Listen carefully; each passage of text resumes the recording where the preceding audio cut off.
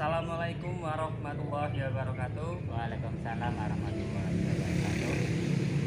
Selamat pagi Sobat Latsar dimanapun berada. Selamat datang kembali di acara podcast dengan pejabat publik. Hari ini bersama saya telah hadir seorang narasumber, seorang guru senior yang sudah lama mengabdi di jalur pendidikan. Selamat pagi Bapak. Selamat pagi. Assalamualaikum warahmatullahi wabarakatuh. Waalaikumsalam warahmatullahi wabarakatuh. Sebelum kita mulai, mungkin Pak Sudikin bisa perkenalan secara singkat. Monggo silahkan. Assalamualaikum warahmatullahi wabarakatuh. Waalaikumsalam warahmatullahi wabarakatuh. Perkenalkanlah, saya nama Sodikin SPDSD. Jabatan saya itu selaku Kepala Sekolah SD Negeri 01 Pait dan merangkap di SD Negeri 01 Pelajanan Kecamatan Siwaru. Nah, demikian perkenalan singkat dari Bapak Sudikin. Nah, untuk mempersingkat waktu, langsung saja kita masuk ke materinya ya Pak. Ya. Nah, sebelum ke pertanyaan, saya mau jelaskan dulu apa itu yang disebut nilai dari aneka. Nah, aneka itu adalah nilai yang harus dimiliki oleh CPNS Pak, ataupun PNS ya nantinya ya. Di mana aneka itu adalah kepanjangan dari A-nya itu akuntabilitas, N-nya nasionalisme, terus E-nya itu etika publik, K-nya komitmen mutu, dan A yang terakhir anti korupsi. Nah, 5 hal tersebut wajib dan harus dimiliki oleh setiap PNS dalam melakukan kerjanya. Nah, untuk hari ini kita akan membahas implementasi nilai-nilai aneka di sekolah yang beliau pimpin ini. Ya, langsung kita menuju ke pertanyaan yang pertama ya Pak. Menurut Bapak, apakah nilai akuntabilitas sudah terimplementasi dengan baik di sekolahan yang Bapak pimpin? Akuntabilitas atau tanggung jawab itu merupakan kewajiban atau tanggung jawab yang amanah yang harus kita lakukan. Untuk itu kami selaku kepala sekolah itu sebelum kita memerintahkan atau memberikan tugas kepada Bapak Ibu, maka saya selaku kepala sekolah memberikan contoh terlebih dahulu sehingga nanti Bapak Ibu akan diberi tugas yaitu dengan baik karena sudah ada contohnya dari kepala sekolah sehingga akan terjadi yaitu iklim yang baik, iklim yang sejuk, iklim yang kondusif. Itulah Mas yang kita lakukan di SD kami tentang akuntabilitas di SD kami. Ya, berarti intinya nilai aneka yang akuntabilitas sudah berjalan ya Pak? Iya. Nah, sekarang yang kedua, nilai nasionalisme. Nah, ini hubungannya dengan cinta tanah air ya Pak? Nah, apakah sudah terimplementasi dengan baik di sekolahan yang Bapak pimpin?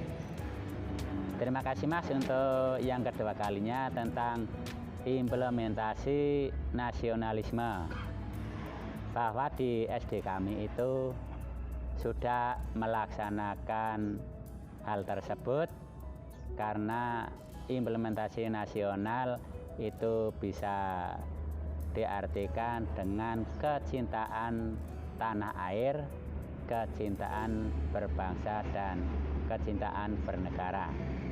Yaitu contohnya di SD kami setiap hari Senin itu melaksanakan upacara, maka Bapak Ibu guru juga ikut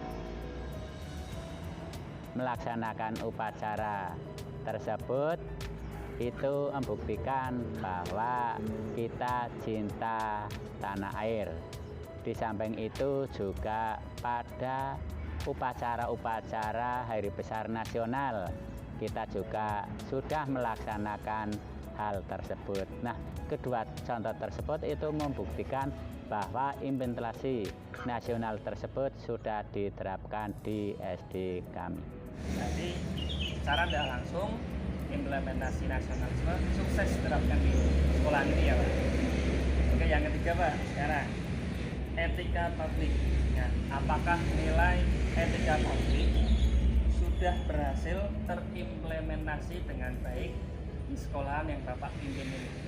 Etika publik di SD kami itu sudah saya terapkan, yaitu kita di dalam pelaksanaannya itu kita menerapkan senyum, sapa, salam, dan kita tidak membeda-bedakan kepada masyarakat tentang pelayanan. Kita layani dengan baik, yaitu dengan menerapkan senyum, sapa, salam, sehingga terjadilah komunikasi dengan baik dengan masyarakat. Berarti intinya juga sama ya Pak? Ya. Nilai etika publik sudah berhasil diterapkan di sekolahan ini ya Pak? Ya. Sekarang nilai yang keempat Pak, yaitu nilai komitmen mutu. Nah, nanti ini hubungannya dengan kualitas ya Pak, kualitas sekolahan. Nah, kira-kira di sekolahan ini bentuk komitmen mutunya seperti apa Pak? Untuk selanjutnya yaitu tentang implementasi mutu. Bahwa di SD kami itu saya selalu memberikan inovasi kepada teman-teman, kepada rekan guru, yaitu untuk selalu berkreatif dan berinovasi, sehingga akan meningkatkan prestasi atau mutu pendidikan yang ada di SD kami. Dari tahun ke tahun di SD kami, setiap tahunnya itu anak yang mengikuti ujian itu selalu lulus 100%. Itu adalah salah satu contoh dari implementasi mutu yang ada di SD kami. Berarti intinya juga sama Pak ya, komitmen mutunya terjaga ya di sekolah ini ya. Nah, sekarang yang terakhir Pak, implementasi nilai aneka yang anti korupsi. Nah, kira-kira di sekolah Bapak pimpin ini implementasinya bagaimana Pak untuk poin atau nilai yang anti korupsi ini Pak? Masalah korupsi itu tidak hanya yang dikorupsi itu uang. Selain uang itu juga waktu Mas. Misalnya waktu yang telah ditentukan, maka saya anjurkan Bapak Ibu untuk hadir tepat waktu, dan masalah kepulangan pun juga jangan pulang sebelum waktu yang telah ditentukan, sehingga akan terhindar dari korupsi, terutama korupsi waktu. Berarti intinya korupsi itu tidak hanya masalah uang ya Pak? Ya, Bisa juga waktu ya? ya. Kalau kita berangkatnya telat, otomatis kita korupsi waktu. Ya. Berarti usahakan supaya tidak korupsi tentang tepat waktu ya. Nah, berarti intinya dari semua nilai-nilai aneka ini semuanya sudah terimplementasi dengan baik di sekolah kita. Tapi dulu sebelum semuanya itu bagus Pak, pasti kan ada hambatan, rintangan ataupun resikonya Pak. Masalah hambatan, tentunya setiap SD itu mempunyai hambatan yang berbeda-beda, apalagi pada musim pandemi seperti ini itu hambatannya terutama pada pembelajaran. Nah, pada Bapak Ibu guru yang usianya itu sudah tua, itu terutama tentang IT, itu boleh dikatakan tidak menguasai sepenuhnya. Oleh sebab itu adalah salah satu contoh hambatan. Karena pada masa pandemi seperti ini, itu tidak ada pembelajaran dengan tatap muka.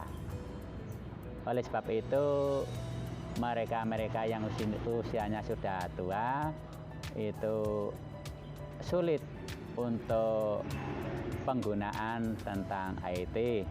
Lah, solusinya bagaimana? Solusinya adalah yang usianya itu sudah tua itu bisa meminta tolong, meminta bantuan kepada teman-teman yang lebih muda bagaimana cara untuk memberikan tugas-tugas lewat IT sehingga pelaksanaannya itu akan bisa berjalan dengan lancar dan baik.